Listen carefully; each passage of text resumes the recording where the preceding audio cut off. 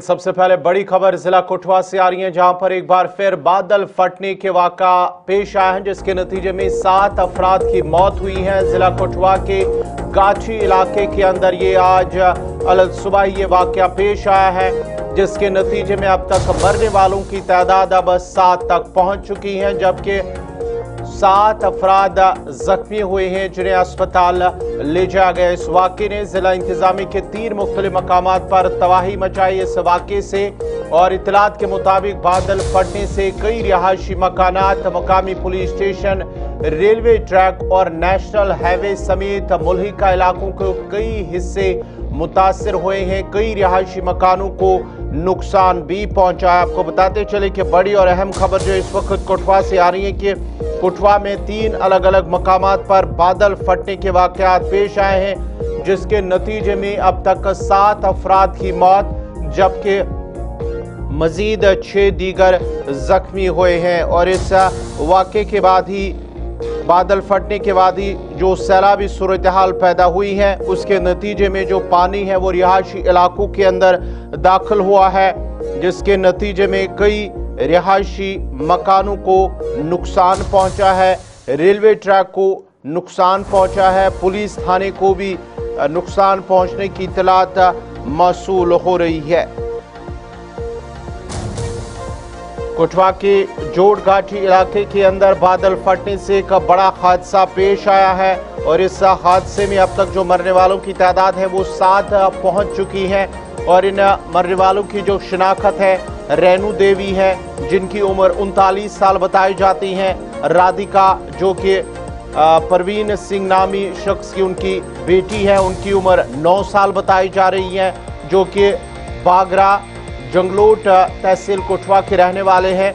इसके साथ साथ ही तीसरे शख्स की शनाख्त सुरमुद्दीन, जिनकी उम्र 30 साल बताई जा रही है, फानू जिनकी उम्र 6 साल, शीडू जिनकी उम्र 5 साल बताई जा रही है और ताहू 2 साल इनकी उम्र है और जुल्फान जिनकी उम्र 15 बरस बताई जा रही है। यानी कि 7 अफराद इन लोगों की मौत हुई है और 6 मजीद जख्मी हुए हैं, जिन्हें मुख्तलिफ अस्पतालों के अंदर उन्हें दाखिल कर दिया गया है।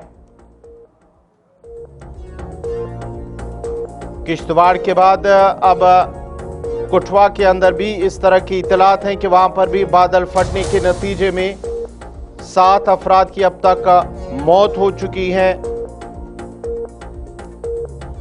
जबकि 6 दीगर जख्मी हुए हैं।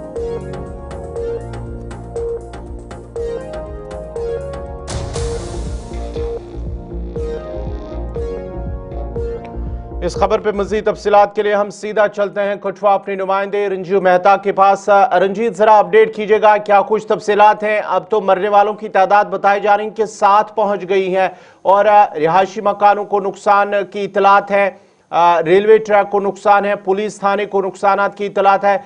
ग्राउंड जीरो पर क्या अभी तक की इतलात है, क्या तफसीलात है?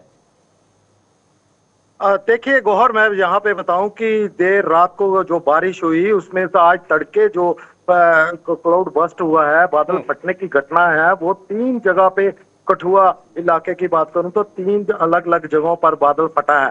पहला जो है वो जंगलोट का इलाका है, वहां पर जो कठुआ शहर है वहां से मात्र 5-7 किलोमीटर की ऊपर इलाका है और रेलवे स्टेशन और को रेलवे लाइन को क्रॉस करके ये गांव पड़ता है जंगलोट। वहां पर बादल फटा है और उस घटना में एकदम से फ्लैश फ्लड आया और मलबे में तब्दील हो गया पूरा गांव और पूरा इलाका, जिसमें एक घर में माँ बेटी जो है उनकी दबकर मौत हुई है इस फ्लैश फ्लड में।